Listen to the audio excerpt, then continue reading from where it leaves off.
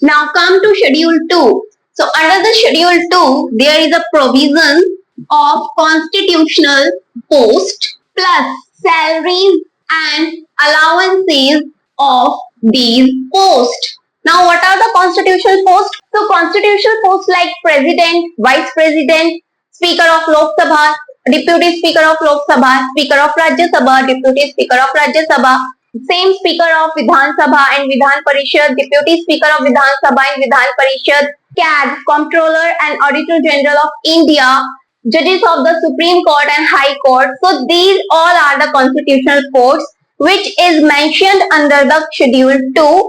So what will be the salary given to them and what will be the allowances plus benefits of government jobs, government service given to them. All those things is mentioned under the Schedule 2. So you can tell me into my comment section, my handwriting is understandable to you or not.